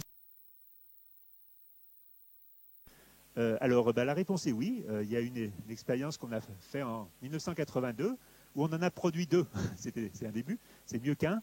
On a montré, il y a eu beaucoup d'expériences qui ont été refaites depuis, que on peut se débrouiller pour qu'un atome unique, à nouveau, émette non plus un photon mais 2. Donc c'est un photon ici nu1 et un autre photon nu2, et que ces deux photons sont dans un état de polarisation qui est justement un de ces états où chacun des photons n'a absolument plus de polarisation, simplement ce plus de polarisation, c'est le même que l'autre côté. Donc si on mesure la polarisation d'un photon, on trouve toujours la même chose que l'autre côté, bien que la polarisation de chacun des photons ne soit absolument pas définie. Donc c'est ce que je disais tout à l'heure, c'est l'information se délocalise, et elle est complètement cachée dans les corrélations qui existent entre les différents qubits. Donc ces états existent, ça a été prouvé, ça a été fait, refait, étudié dans tous les sens. Donc c'est ça en quelque sorte la motivation conceptuelle qui est à la base, c'est qu'on est certain que ces choses-là, aussi bizarres soient-elles, existent vraiment. Et si on pouvait en avoir beaucoup, beaucoup, ça pourrait faire des calculs intéressants. Alors ça a été montré, si on savait manipuler des très grands nombres de qubits, on pourrait factoriser très vite, on pourrait, donc il y a plusieurs algorithmes qu'on pourrait réaliser. Évidemment, c'est très difficile à faire, c'est-à-dire ces superpositions très compliquées sont très sensibles aux défauts. En quelque sorte, on essaye de fabriquer, on essaye de rendre quantiques des objets classiques. Et depuis le début, je vous dis que la logique de ces phénomènes quantiques est extrêmement différente de la logique des phénomènes classiques. Ce n'est pas impossible d'essayer de rendre quantiques des très gros objets, mais c'est extrêmement difficile à faire. Alors il y a eu des résultats encourageants. On sait calculer quantiquement avec des portes logiques, des portes OU, des portes E, comme classiquement. On peut aussi corriger les erreurs. À nouveau, il ne faut pas imaginer qu'il n'y aura pas d'erreurs. Il y aura toujours des erreurs. Donc il faut pouvoir les corriger et c'est possible. Il y a beaucoup de travaux là-dessus. On ne sait pas bien où ça va. Ce qui est sûr, c'est que ça va vers une meilleure compréhension de la physique des objets quantiques individuels. Alors, pour vous donner un petit exemple de trucs qui se font, c'est cette affaire de téléportation. Je vais terminer là-dessus. Donc, qu'est-ce que la téléportation? Prenons un qubit, un photon polarisé. Je vous l'ai dit, je vous le donne, vous ne pouvez pas déterminer son état. Vous ne savez pas le dire, c'est interdit. Vous ne pouvez pas non plus le copier, le dupliquer. C'est le théorème de non-clonage, c'est aussi interdit, sinon il y aurait des problèmes avec la cryptographie. Mais est-ce qu'on ne pourrait pas le téléporter? Alors c'est quoi le téléporter? Ce n'est pas Star Trek, mais c'est simplement le détruire ici et le recréer ailleurs. Bon, c'est pas loin de Star Trek, sauf que ce n'est pas un être humain, c'est simplement un qubit. Alors ça c'est possible. Donc on peut détruire un qubit et le recréer ailleurs, mais il faut bien le détruire parce que sinon on en aurait deux, et ça je vous dis c'est interdit. Alors comment on fait? On prend notre qubit, on prend donc le qubit est ici, le qubit qu'on voudrait téléporter. Ici on prend une paire de photons intriqués, tout à fait ce qui avait été préparé en 1982. On fait ensuite une mesure qui combine le qubit 1 et le qubit 2. Donc par la même occasion, ça détruit le qubit 1. Et puis comme c'est deux qubits, que chaque qubit peut donner 0 ou 1, ben on a 4 résultats possibles.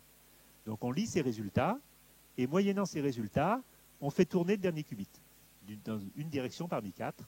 Et ce qu'on montre, c'est que, quelle que soit la direction initiale, qu'on ne connaîtra jamais, du premier qubit, le troisième a été recréé dans l'état qui était celui du premier. C'est un peu paradoxal, mais ça fonctionne. Ici, j'insiste là-dessus, ce qubit est dans n'importe quel état et on ne le connaît pas. On ne peut pas le connaître, on ne le connaîtra jamais. Simplement, on l'a détruit, on l'a recréé ailleurs. Donc c'est un petit peu étonnant, c'est quantique, donc c'est la téléportation quantique. Le rapport que ça peut avoir avec Star Trek, je vous laisse y réfléchir, je ne vais pas en dire plus là-dessus. Simplement, ça se fait, donc vous voyez, c'est une expérience qui a été faite. Donc ici, on a une source qui émette des photons intriqués. Ici, le photon qu'on veut téléporter. On fait la fameuse mesure qui détruit le photon à téléporter.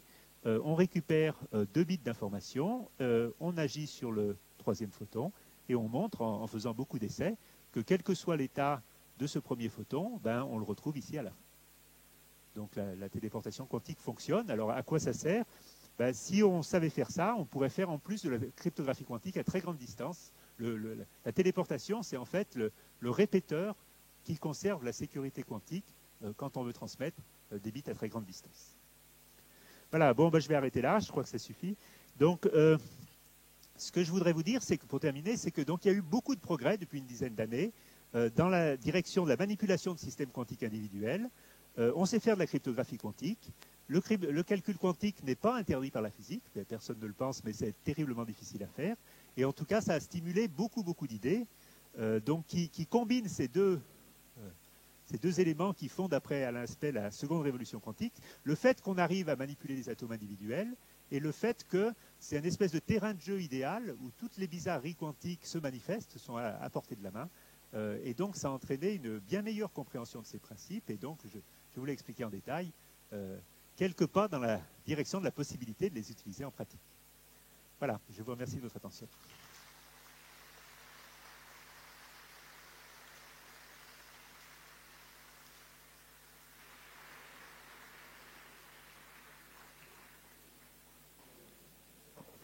Merci beaucoup.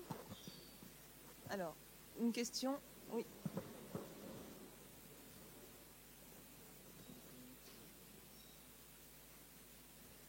Allez-y, monsieur. Oui. Allez-y. Bonsoir, monsieur Grangier. Je m'appelle monsieur Giton. Je voulais d'abord... je suis ici. Je vais vous poser une question. Je voulais d'abord vous remercier pour la façon merveilleuse dont les photons de votre savoir ont activé les électrons de mes neurones. C'était très bien, je vous remercie. Vous m'entendez bien? Plus ou moins bien. Plus ou moins bien. Voilà, je voulais vous poser une question sur l'intrication. Oui. Vous en avez un petit peu parlé et je voulais savoir si actuellement on avait réussi à mieux expliquer le phénomène de l'intrication tel que vous l'avez raconté là avec les polarisations, à savoir que par exemple si d'une certaine manière et qui se trouve à des milliers d'années-lumière d'ici, on trouve quand même les mêmes mesures d'un côté et de l'autre. Est-ce que par exemple dans la théorie des cordes que l'on est en train de développer actuellement et qu'on essaye de fédérer sous le nom de la théorie M, on explique mieux ce genre de phénomène ou bien si c'est encore un grand mystère? Je dirais pas qu'on l'explique mieux, je dis on s'en sert simplement. C'est quelque chose qui est construit dans le formalisme quantique. Au début, pendant longtemps, c'était un petit peu caché. C'était là sans qu'on le voit vraiment, ou on ne voulait pas le voir, ou on trouvait ça pas beau. Depuis les travaux de John Bell, tout le monde s'est bien convaincu que c'est là. Les gens qui font de la théorie des cordes, ils ne se posent même plus la question. C'est dans le formalisme quantique. Donc on le comprend mieux dans le sens où on comprend mieux qu'il est là et on comprend mieux ce qu'il implique et on sait faire des expériences qui s'en servent. Mais c'est un phénomène un peu irréductible. C'est vraiment l'idée qu'un objet quantique à plusieurs entités quantiques intriquées forment un seul objet quantique. Et qu'à l'intérieur de cet objet quantique, on ne peut pas se faire de cet objet quantique une vision classique. Sinon, on tombe sur des contradictions mathématiques qui sont exprimées par le théorème de Bell. Et c'est un espèce de fait qui est inhérent à la théorie quantique. Je ne pense pas que la théorie des cordes utilise ça. Elle ne peut pas, je pense, nous fournir d'explications. La théorie est faite comme ça. Comment on l'explique? Mais je ne sais pas bien ce que vous appelez expliquer. On peut écrire des équations, on comprend ce qu'elles veulent dire, et ce qu'elles veulent dire, c'est que ce phénomène existe. C'est un phénomène qui existe. Ça dépasse l'entendement dans le sens où c'est un phénomène qui sort du cadre de l'intuition classique. Mais je veux dire, pourquoi la physique? D'ailleurs, on sait bien que la physique n'est pas que classique. La physique est aussi quantique. Donc, c'est ce que je vous ai dit et j'ai essayé de vous dire. Les règles du jeu sont changées. Et ces règles du jeu sont changées de manière qui est extrêmement déroutante, mais à laquelle on commence lentement à s'habituer. Pourquoi le monde ne serait que classique? Il n'est pas que classique. Il est quantique et il y a des choses qui existent dans le monde quantique qui défient l'entendement qui est notre entendement conventionnel basé sur l'intuition macroscopique. Mais on s'est construit un entendement basé sur l'intuition quantique. Maintenant, les gens qui font ça, ils savent de quoi ils parlent, enfin j'espère. Et simplement, il faut changer de paradigme. Il faut se mettre dans cette logique-là. Je ne sais pas bien si je réponds tout à fait à votre question. Et qu'appelez-vous le résoudre? Il existe, c'est tout. C'est pas un paradoxe d'ailleurs, c'est simplement que ces objets intriqués existent et qui sont là et que la nature fonctionne comme ça. Donc on peut essayer de s'en servir ou on peut. Une explication dans la tête de beaucoup de gens, une explication serait de se ramener au monde classique. Mais c'est pas possible. Maintenant, on a des tas d'évidences mathématiques expérimentales qui montrent que c'est pas possible de ramener tout ça à une vision classique des choses. Oui. Une question là-bas. Bonsoir, monsieur. Je voudrais vous demander, un atome sont composés des électrons qui sont chargés négativement et le noyau, c'est positivement. Pourquoi il n'y a pas l'effondrement des électrons vers le noyau? Pourquoi il n'y a pas Ah oui, c'est quantique, ça, évidemment. Ouais. Pourquoi l'électron ne tombe pas sur le noyau? Voilà. Oui, c'est ça, oui. Oui, alors ça, je peux vous l'expliquer, on l'explique aux étudiants. Donc c'est le principe de Heisenberg. Donc normalement, classiquement, vous avez votre électron négatif qui tourne autour du noyau positif. Comme il tourne en plus, il rayonne de la lumière par exemple. Donc s'il rayonne de la lumière, il perd son énergie, et comme il perd son énergie, il tourne de plus en plus bas, et puis finalement il tombe sur le noyau. Donc c'est ce que je vous ai dit, classiquement la matière n'est pas stable, tout devrait s'écrouler. Alors maintenant, pourquoi est-ce que tout ne s'écroule pas? Donc commençons à faire tourner notre électron, donc il va être de plus en plus proche du noyau. Mais à ce moment-là, il y a le principe de Heisenberg, le principe des inégalités de Heisenberg, ou le principe d'incertitude de Heisenberg, qui dit que quand on confine de plus en plus une particule, en X, en position, son impulsion P augmente de plus en plus. Donc l'impulsion P de l'électron qui tourne, c'est en fait son énergie cinétique. Donc ça veut dire que quand on comprime le noyau, quand on comprime l'électron de plus en plus près du noyau, ça augmente son énergie cinétique. Et finalement, il y a un équilibre qui se crée entre l'énergie potentielle qui aurait tendance à tendre vers l'infini quand l'électron tombe sur le noyau, et l'énergie cinétique qui augmente et qui l'empêche de tomber. Donc finalement, il ne tombe pas à cause du principe d'incertitude de Heisenberg. Bon, évidemment, c'est confirmé par des calculs beaucoup plus élaborés, mais c'est une vision simple qui explique pourquoi la matière est stable. C'est le fait que c'est le delta X, delta P supérieur ou égal à h bar sur 2, le principe de Heisenberg, qui empêche l'électron de tomber sur le noyau.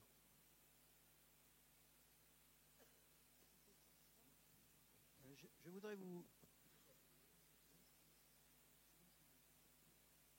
voudrais vous poser la question, est-ce que la mécanique quantique a renoncé à décrire une réalité sous-jacente et à ne fournir que des outils pour interpréter des expériences? Oui, la réponse à la première partie est oui, puisque ça c'est le théorème de Bell qui nous dit que les inégalités de Bell, donc ça c'est pas les mêmes qu'avant, donc les inégalités de Bell c'est donc étudier des photons intriqués et puis de supposer qu'il existe une réalité sous-jacente. C'est-à-dire en fait ces photons corrélés, ils sont corrélés à cause de propriétés qu'on ne connaît pas mais qui peuvent exister. Si on fait simplement cette hypothèse, on montre que les corrélations doivent être bornées par certaines inégalités. Et quand on les mesure, les corrélations, elles sont plus grandes que ces bornes. Et elles sont en accord avec la mécanique quantique. Donc l'existence d'une réalité sous-jacente, moyennant des hypothèses mathématiques, évidemment, ce sont des théorèmes, donc il faut bien mettre, on dit il existe une réalité sous-jacente, on traduit ça par une équation mathématique, qui est très simple, qui consiste, je dis, il y a des variables que je ne connais pas qui définissent les résultats de mes mesures, ça, je n'en dis pas plus que ça. Après, je calcule quelques intégrales et je trouve quelque chose qui est contradictoire avec l'expérience. Donc, il n'y a pas de réalité sous-jacente. Donc ça semble bien établi. Alors par contre, vous me dites la deuxième partie et ensuite n'est réduit qu'à des outils, je ne sais pas, non, elle est réduite à rien, la mécanique quantique. On a autant de liberté qu'on souhaite pour y faire ce qu'on veut. C'est pas réducteur en quelque sorte. Alors j'insiste à nouveau, c'est ça que j'appelle la seconde révolution quantique. Il y a de plus en plus de gens qui se posent ces questions. Ces questions étaient un petit peu démoniaques il y a 20 ans, quand Alaspe a commencé ses expériences. Il est allé voir John Bell, il raconte très souvent cette histoire. John Bell lui a dit, je voudrais essayer de tester vos inégalités. John Bell lui a dit, est-ce que vous avez une position stable? Et c'était un sujet un petit peu démonisé. Mais maintenant, c'est plus démonisé du tout. Ça a rejoint le mainstream, tout le monde est d'accord là-dessus. Donc c'est des idées qui ont émergé, qu'on assume en quelque sorte. Voilà. Alors donc, comme il y a de plus en plus de gens qui en parlent, je pense qu'il y a aussi de plus en plus de gens qui en sont conscients. Si vous voulez, il y a eu une longue époque en mécanique quantique où c'était pas bon de se poser des questions, parce qu'il y avait tellement de choses à faire que ceux qui produisaient les choses, c'était ceux qui utilisaient les équations sans trop se poser de questions. Et puis quand même, je veux dire, ça fait longtemps, 80 ans que ça tourne, on a fini par se poser ces questions quand même, parce qu'il y a des gens qui se sont toujours posées. Et maintenant, elles sont un peu remontées à la surface, les questions, et on voit que c'est comme ça. Et plus on gratte la chose, plus on se rend compte que c'est comme ça.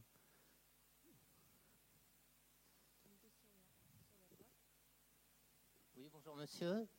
Je suis Frédéric Texier, je suis chômeur, je suis chercheur et chômeur. Et moi, je me suis posé beaucoup de questions. Alors, je me demande si c'est pas pour ça que j'ai pas d'emploi. Enfin, pour en revenir à notre sujet, moi, j'ai cru que le calcul quantique était à l'origine s'appuyait plutôt sur la possibilité de décryptage que la possibilité de cryptage. C'est d'ailleurs sur quelque chose de mauvais, entre guillemets, plutôt que sur quelque chose de bon. Mais je vois que là, vous faites plutôt du cryptage. Je me demandais si la clé inviolable était inviolable aussi bien du point de vue du calcul classique que du point de vue du calcul quantique. Oui, ça c'est une question très importante. Oui, la cryptographie quantique est sûre même contre des attaques quantiques. C'est-à-dire que c'est ça qui fait un peu sa magie. On peut donner à l'espion toutes les possibilités autorisées par la physique, y compris des ordinateurs quantiques arbitrairement puissants. On peut aussi, c'est aussi Alain Aspect qui aime bien dire ça, imaginer qu'en fait l'espion débarque d'Andromède ou d'une galaxie lointaine avec une technologie qui est autant d'années qu'on veut en avance sur la nôtre. Dans la mesure où la physique est la même pour tout le monde, elle ne pourra pas non plus lire le message. Donc la cryptographie quantique est sûre contre toute attaque, y compris les attaques quantiques. Ça répond à votre question. Une question devant. Oui, c'était une question sur l'intrication, plus ou moins. Je voulais savoir si en mécanique quantique, on on oublie le principe qui est, je crois, plus ou moins lié aux théories d'Einstein, disant qu'une information ne peut pas voyager plus vite que la vitesse de la lumière. Et qu'est-ce qu'on fait de ce principe dans le cadre de l'objet intriqué? Oui, alors c'est aussi une question importante.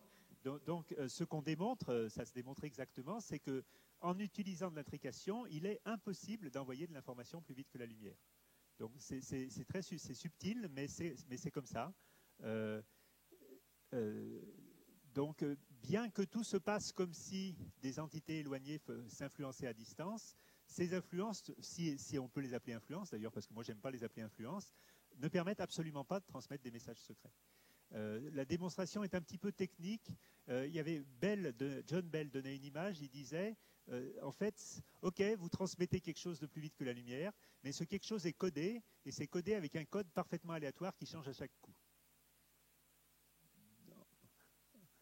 En quelque sorte, ça revient à dire que ce qui est transmis, on ne peut rien en faire, et que on peut en faire des choses qui sont les choses que je vous ai dit. On peut faire de la téléportation, on peut faire de la cryptographie. Entre la mécanique quantique et la relativité restreinte. C'est même fondamental. Si vous voulez, par exemple, je vous ai parlé du théorème de non-clonage.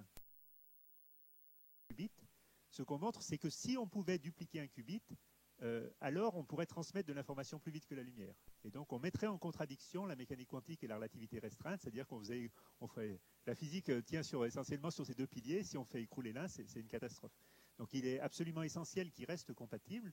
Et malgré le phénomène d'intrication, la mécanique quantique reste sur tout ce qui est opérationnel, opératoriel, parfaitement compatible avec la relativité restreinte. Et c'est même justement, il y a un lien entre les deux qui est très troublant. Il y a des théorèmes quantiques, comme le non-clonage, qui en fait, si on réfléchit un peu, garantissent sa compatibilité avec la relativité restreinte. Derrière. Non, oui. D'abord, madame qui demandait la parole.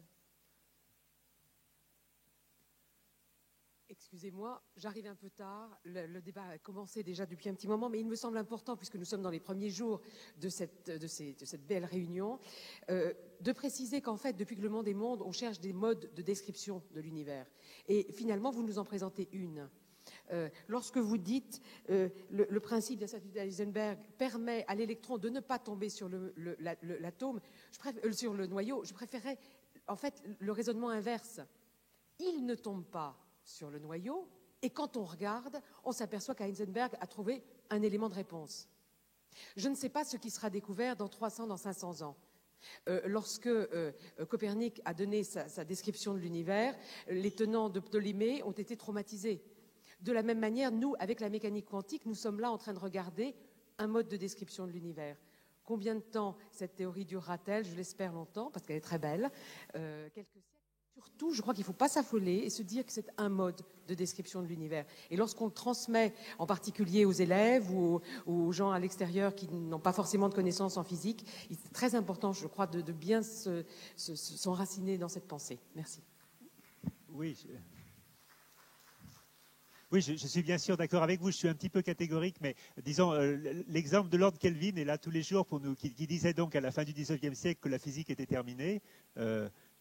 Est un bon garde-fou contre la prétention. Je veux dire, bien sûr, on sait jamais. Il peut apparaître du jour au lendemain quelque chose qui... tout ce qu'on peut dire... donc plus personne, évidemment, aujourd'hui ne se risquerait en aucune façon à dire que la physique est terminée. On n'en sait rien. Il y a eu trop de désillusions, enfin, disons, de revirements brutaux, de changements de paradigme, comme on dit dans le passé, pour qu'on puisse se permettre de dire des choses pareilles. Ce qu'on peut dire simplement sur le plan factuel, c'est que depuis qu'elle est apparue, depuis la fin des années 20, la mécanique quantique a été poussée, repoussée, repoussée dans ses derniers retranchements, et elle s'en est toujours très très bien sortie. Pour l'instant, on ne sait pas vraiment par quel bout la prendre pour la mettre en défaut, si ce n'est si vous voulez, tous les problèmes liés justement aux très hautes énergies, à la gravitation. La gravitation, il y a des tas de problèmes. On ne sait pas bien mettre la gravitation avec la mécanique quantique. Mais par contre, la gravitation quantique, c'est quelque chose qui défie même l'expérience. On n'a pas vraiment d'expérience qui permette d'examiner ces choses-là. Donc, dans ce qu'on sait faire, on ne voit pas... L'expérience d'aspect, par exemple, à l'époque, était vraiment perçue par certains comme la tentative ultime de mettre la mécanique quantique en défaut. Et la mécanique quantique s'en est brillamment sortie. Elle n'a absolument pas été mise en défaut. Actuellement, donc c'est des expériences de métrologie, les belles horloges atomiques comme celles qu'on a à l'Observatoire de Paris qui mesurent des fréquences à 10-15 près, après permettent de tester d'autres choses encore plus compliquées. Par exemple, les constantes fondamentales varient-elles au cours du temps ou des choses comme ça. Mais c'est des choses qui sortent du domaine de la physique conventionnelle, mais pour l'instant, on ne voit pas vraiment de direction qu'on pourrait utiliser pour coincer la mécanique quantique, pour la mettre en défaut. C'est peut-être juste qu'on n'est pas assez malin. Ça peut apparaître d'un jour à l'autre, je ne sais pas. On a encore 2 questions, une ici et une là-bas. Bonjour, donc c'est l'année d'Einstein et par rapport à sa fameuse formule à E égale mc2, on sait que le photon c'est h nu, donc c'est un rayonnement, donc c'est une masse qui émet un rayonnement, donc c'est une perte de masse. Est-ce qu'on peut écrire h nu égale mc2 ou delta de mc2? Et moi j'ai pas compris toujours la formule de De Broglie, lambda égale h sur p, je comprends pas qu'est-ce que c'est que cette onde associée. Enfin bon. Ça, c'est une première question. Et deuxième question, au sujet de l'éther. On n'en parle plus de l'éther, mais bon, en 1916, Einstein a réintroduit l'éther. Et je pense, moi, mon idée, c'est que l'éther, c'est l'espace-temps, matière, courbe de la relativité générale. Je pense qu'il est là, l'éther. On peut encore en parler, mais on n'en parle plus, je ne sais pas pourquoi. Voilà, c'est 2 questions. Oui. Oui, alors, donc il y a plusieurs questions. Oui, alors... disons, déjà, dans le cadre de la relativité, même avant de faire de la mécanique quantique, on distingue très bien les particules qui ont une masse et les particules qui n'ont pas de masse. Donc le photon n'a pas de masse et c'est pour ça que E égale h nu. Et puis quand une particule a une masse et est au repos, eh bien on a E égale mc2. Et puis quand elle n'est pas au repos, on a une formule qui relie la masse, l'énergie cinétique et l'énergie totale.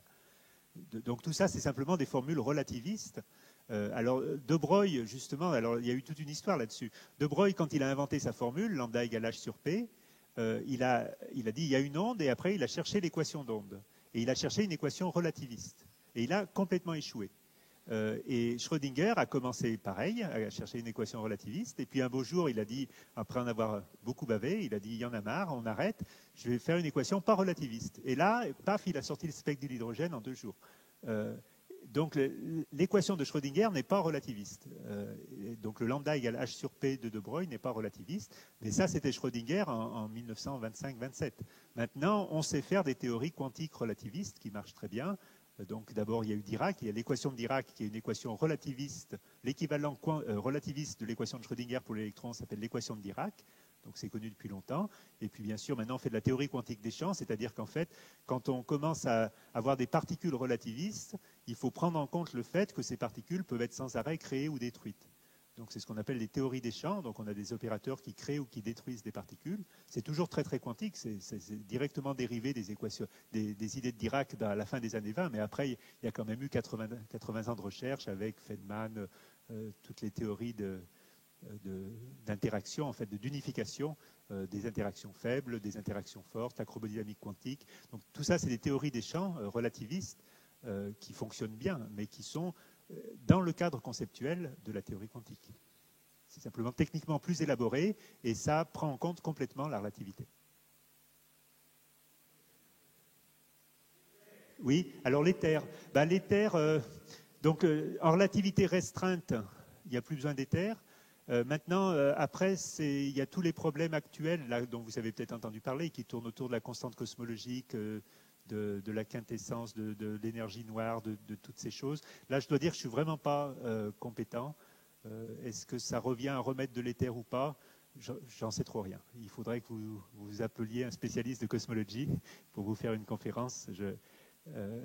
Dans la relativité restreinte, comme on la connaît habituellement, et donc qui est compatible avec les équations de Maxwell, montre que simplement l'éther est inutile. On n'a pas à s'en préoccuper, ça ne sert à rien. Alors après, est-ce qu'il réapparaît sous une forme ou sous une autre en relativité générale via des histoires de cosmologie et de constantes cosmologiques et d'expansion de l'univers? Je ne peux pas répondre, je ne sais pas. Dernière question, monsieur. Bonjour. Je suis prof de maths et en fait je me pose une petite question, je m'inquiète un petit peu. Pensez-vous que la mécanique quantique ou peut-être la théorie des cordes ou je ne sais pas quoi de mieux pourrait à long terme révolutionner les maths, les mathématiques sur lesquelles elle se repose actuellement? L'information quantique, là, les histoires de factorisation, ça a pas mal révolutionné l'algorithmique parce que ça c'est ce qu'on appelle la théorie de la complexité en maths. Donc les mathématiciens savent classer les problèmes par ordre de difficulté. Donc ils ont en quelque sorte les problèmes simples dont le temps de résolution augmente lentement avec la taille de l'entrée, et puis les problèmes difficiles dont le temps de résolution augmente exponentiellement avec la taille de l'entrée. Donc on pensait que c'était un dogme intangible, que par exemple factoriser c'est difficile parce que c'est difficile mathématiquement. Donc l'ordinateur quantique de toute façon a fait écrouler tout ça parce que la factorisation c'est facile avec un ordinateur quantique. Donc c'est un problème difficile qui devient facile quand on change la physique de la machine. Donc il y a une interaction. Donc ça a un peu déstabilisé les algorithmiciens. Maintenant ils ont digéré ça. Donc ils savent en fait qu'on ne peut pas ignorer. C'est l'idée de machine de Turing, si vous voulez, d'ordinateur universel qui était à la base de beaucoup de choses en algorithmique, doit être complètement reconsidérée dans un cadre quantique. Donc il y a beaucoup de travaux là-dessus. La description continue tout ce qu'on fait repose sur des espaces qui sont continus. Et si je comprends un petit peu la mécanique quantique ou la théorie des cordes, on se pose de plus en plus la question de savoir si le monde est continu ou discret et si à long terme ça peut...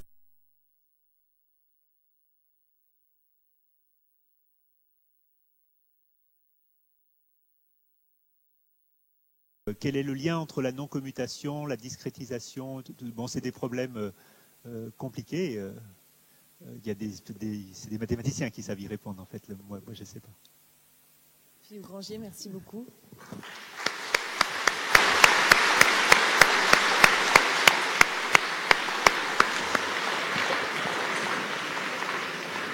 Donc demain à 18h30, vous pourrez écouter Henriquette Moffat sur une conférence, la dynamique des fluides.